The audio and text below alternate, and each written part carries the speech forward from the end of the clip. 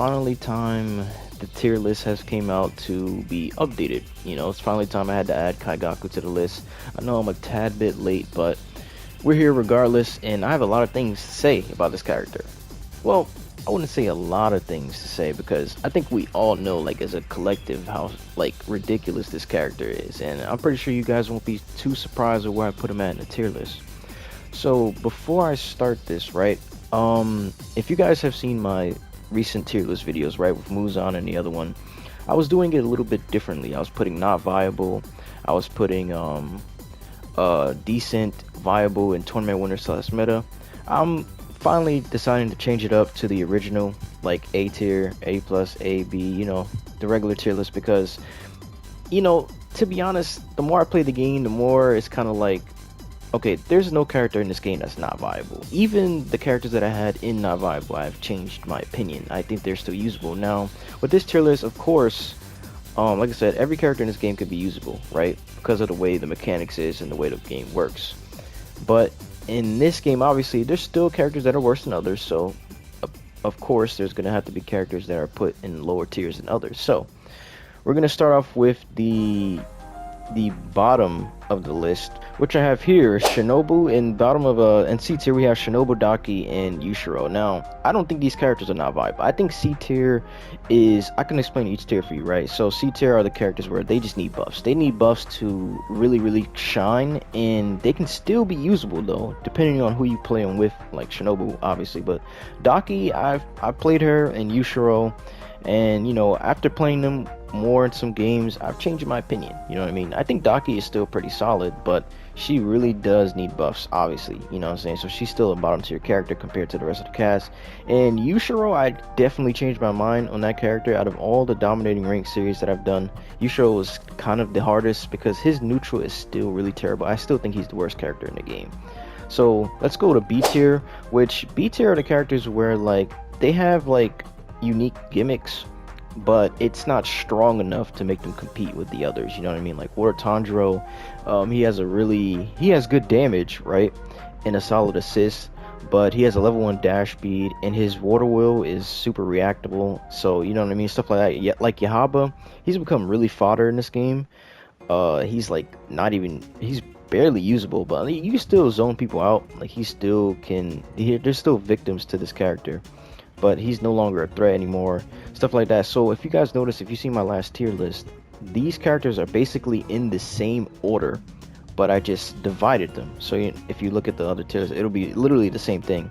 So for B tier, I got Blood Eye Tanjiro, Inosuke, and regular Inosuke. Swordsmith Tanjiro, he has solid damage, but he's really not that impressive in neutral. His assist is okay as well.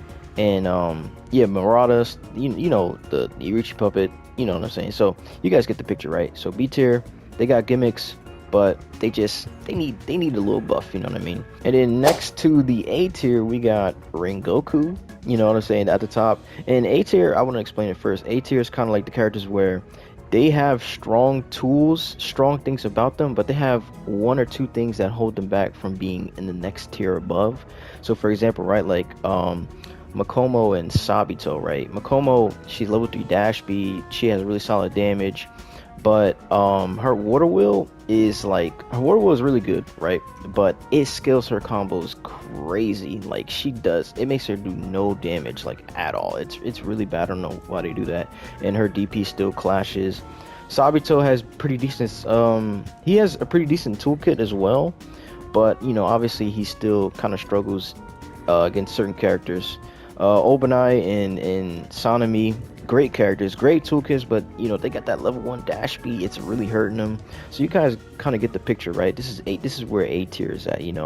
They have really strong things about them, but they have like a certain thing holding them back, for the next tier. And then we have A plus. Characters are borderline meta, but they just need, like I said, they're pretty much viable. Like, you can use these characters in tournament and you could probably win. You know what I mean? You could probably get away with winning with them. Like, we already know Enmu has unescapable resets, can TLD you easily. Gyu's good. You already know about the GOAT Gyu. Nezuko, Tengen's in it too. They're still pretty strong. Rui's really strong. I know people don't really use him or know about him, but he's really good in this game. He's really good in this game. He builds meter insanely fast. Probably one of the fastest in the game, to be honest, like top 3 undeniably, and stuff like that. So this is A plus. Now I'm not really going into too much detail because I've already talked about these characters in my other tier list. So I don't want to like, you know, explain the same thing, but the order is still the same. I'm just explaining why they're in this respective tier, and obviously if you guys disagree and whatnot, we can always chat it up in the comments. And then last but not least, we have S tier, and like I said, these same order. Guillaume is the best character in the game, undeniably. So these are the meta. This is the meta. Like, these are the characters you want to run in tournament and try to win.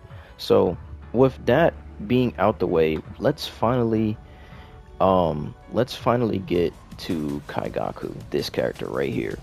Now, this character has a lot of armor, and I know you guys have been getting hit with this in rank tournaments and etc. Kaigaku is an insane character. This character, I love him, you know what I'm saying? I think he's really cool. Like, this is the best DLC they've ever dropped, ever, including in the first game, right? Kaigaku is really, he has really cool stuff. His this armored, you know what I mean? He has really good damage. Like, yeah, he poisons. Like, this character has it all. Like, this, come on, I know y'all been getting hit by this all game. Like, it's an armored, like, almost full screen. And if you block it, he can cancel.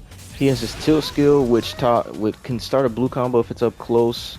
Whatchamacallit, his plunge is yellow for some reason. He has a good lunge. He can easily do light into jump, like air lights. Like, this character is ridiculous.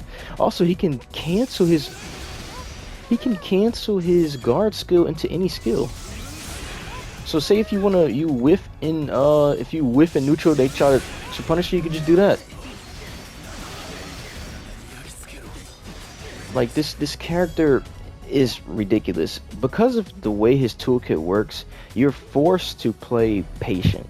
Because even if you do play patient and you block, it's still pretty much his turn. There are some scenarios where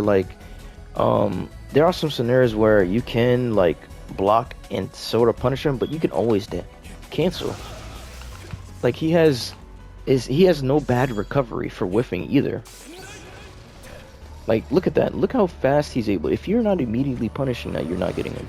I say, because of how strong his tilt demon skill is, you almost are never using his regular one. And it's not even a bad skill in general, but like, you're not going to be using that, to be honest. Also, he can ult confirm off of anything. He can ult confirm off of his guard skill, any skill. Like, he has it all. Like, any skill he can do it. This one, even this one. So he can ult confirm off of any skill. So this, like I said, this character Kaigaku is ridiculous. Now, he also has a damage multiplier of 1.15, which is low. Like, imagine like Akaza has 1.25. He has a level 2 dash speed as well. Like I said, his heavy is pretty good because it launches you in the air. Like, guys, do I really need to go that much in detail? Like, I've been playing high level sets with Kaigaku, against Kaigaku, and that's what I'm going to show more of. And I'm just letting you guys know, like, this character dominates the neutral. He's strong in neutral. You literally have to play the patient game. He has an answer for everything because of his armor. And sometimes you'll try to dash this character, right? And sometimes you'll dash, and if you commit, you're getting hit with this. And then you're in a combo. So he has good resets. Now, I'm not going to go fully into all of his stuff.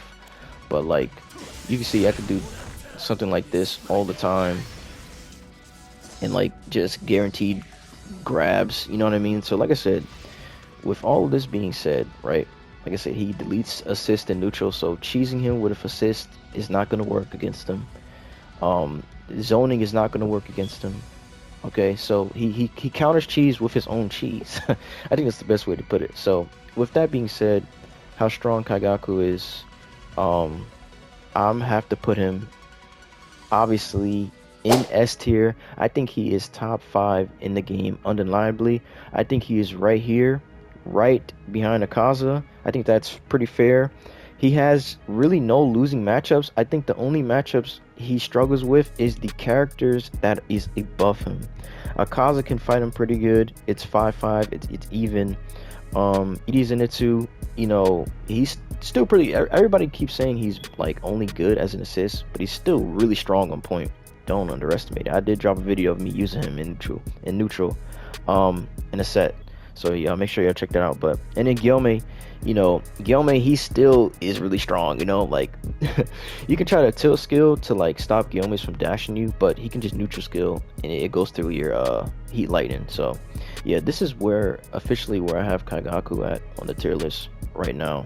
I think he is S tier, top 5 in the game, and if they keep dropping DLC characters like this, y'all might as well go ahead and buy them. Obviously, I have more videos coming soon of me going against Kaigaku, so y'all can try to like see what you can do, like some answers, but it's all about reaction. It's all about reaction and predicting versus this character. And even then, it won't really save you all the way unless you're like the absolute better player. But that's pretty much it. This is the tier list. This is where I have it. If y'all have any questions, comment down below, like, comment, subscribe, and I'll catch you guys in another video. No one else we can dream.